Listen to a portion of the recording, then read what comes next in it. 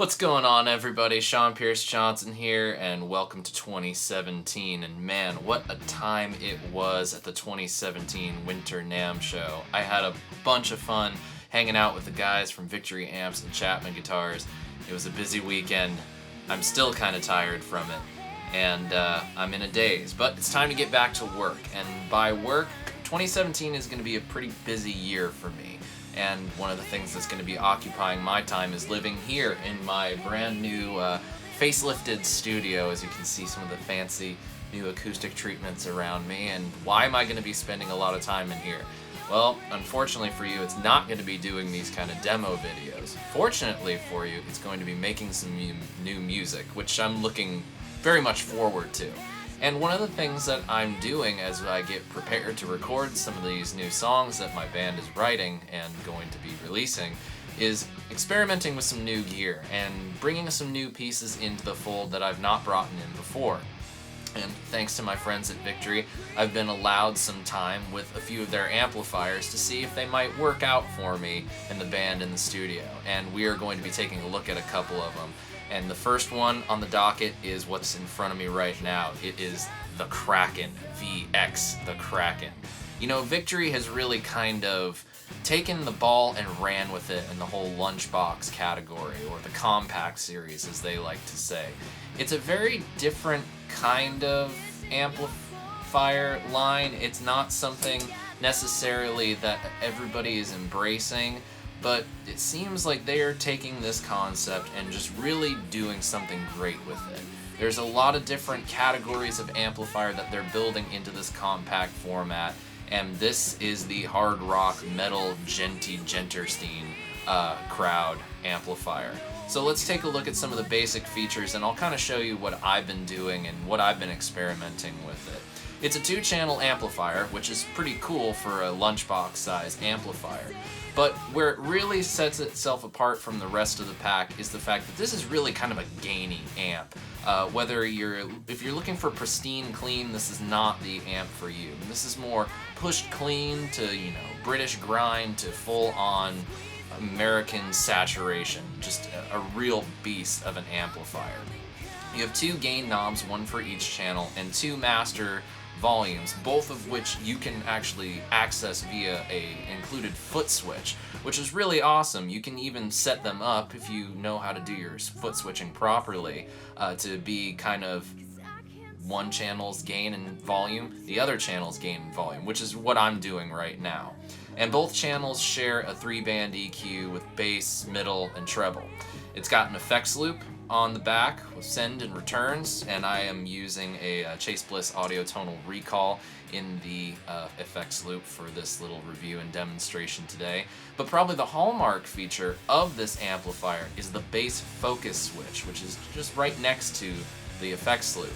Now essentially what that's doing is it's retailoring the low end of the amplifier to work better, because that term is very subjective, to work better with extended range instruments like my ML7T.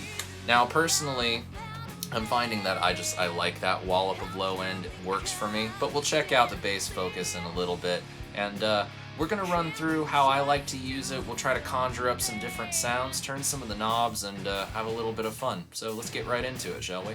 So let's start out by checking out channel 1. Now, like I said, this amp doesn't really have a clean channel, so to speak, but you can get a fairly decent clean sound if you play your cards right. I'll go ahead and just do some strumming and some arpeggios, and you can kind of hear that even on a low gain setting, and I've got it about 9 o'clock on the dial right now, you still get a fair amount of breakup to it.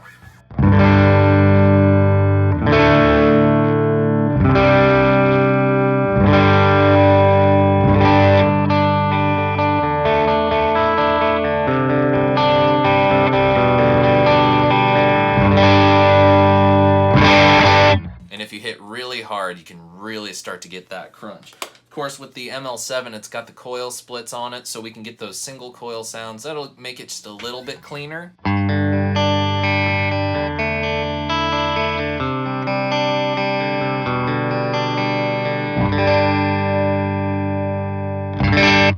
And it can get a little spanky when you start to drive it hard by increasing your dynamics. which I think is really cool. You know, a lot of the clean channels that I'm tending to find myself gravitating towards these days are ones where you can get a little bit of grit out of them. Maybe not as much as what we're getting right here on this low gain setting, but I'm enjoying it nonetheless. Let's slap on a little delay and see how vibey we can get with this.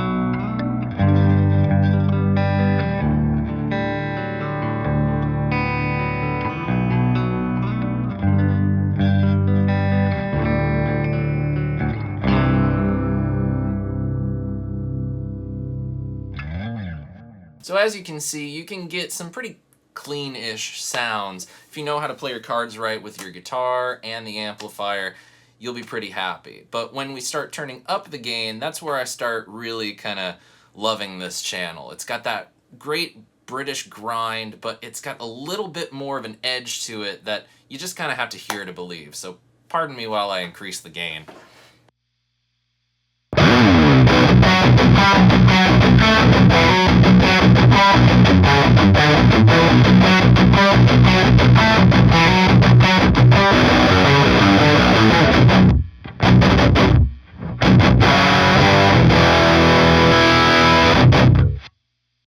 Increasing that gain knob, we can get a pretty good high gain sound out of just the first channel alone. And the way this amplifier works, where channel 1 stops, channel 2 picks up.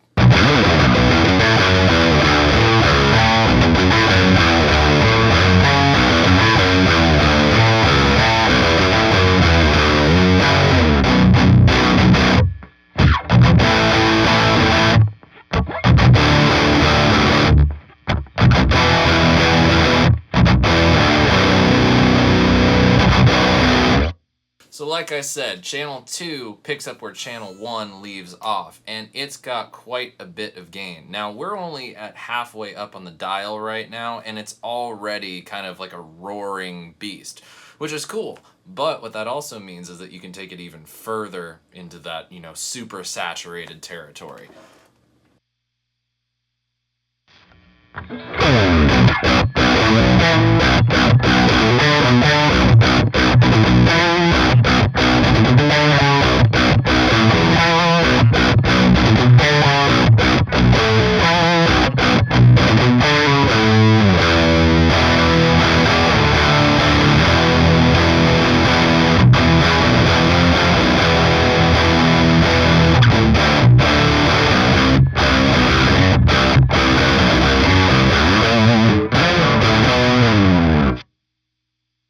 Pretty saturated. We can even take it further, turn that thing up all the way, and let's just see what we've got going on here.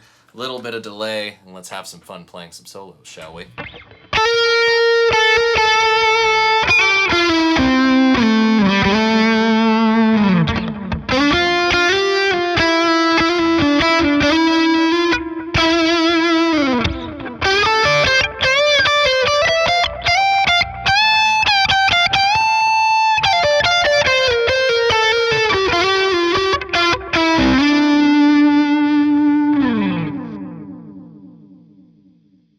You know, for an amp that may even have a little bit more gain than I actually need, I'm finding that there's a lot of great sounds in this amplifier. It definitely covers the gamut of gain tones. And, well, I really don't like 6L6 amplifiers, but I'm finding that there are quite a few sounds on this amplifier that I would enjoy using live or in the studio.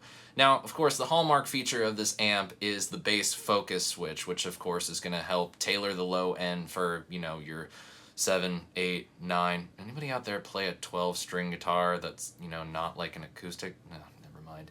But anyway, all those guys with more strings than they actually need. So let's flick that on and see how that changes up the tone of the amplifier set as I have it right now. You can see my settings right here. I'm going to reach behind the amplifier and turn that switch on.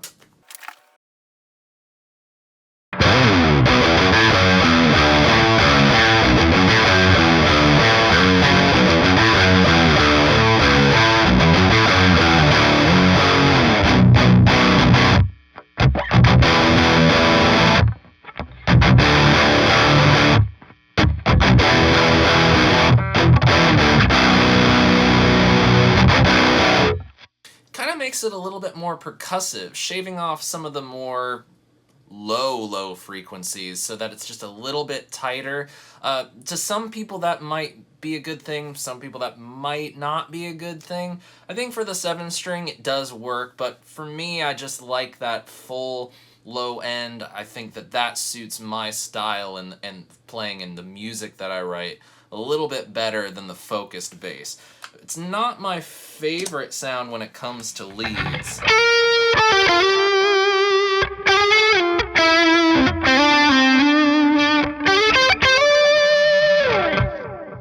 It sounded pretty good, but that absence of low end kind of gives those high notes just a little something missing that I typically like. Now, of course, looking at this amplifier, you're probably assuming that it's solely a gent amplifier. All the sounds have been played on a 7-string, but I think it's equally as home with a 6-string. So let's switch over to my main Les Paul and let's hear how this amp sounds with just a 6-string. Alright, so we got the main Les Paul plugged into the Kraken here, and we're gonna be just kind of using the settings that I've got on the amplifier, and I've made some changes, and just kind of going through each channel, manipulating knobs on the guitar, volume, tone, to try to see what I can get out of this guitar and amp combo that, well, moves me, I guess I could say. So let's start on the neck pickup and go for a clean sound on channel 1 and run through the gamut to super saturation on channel 2.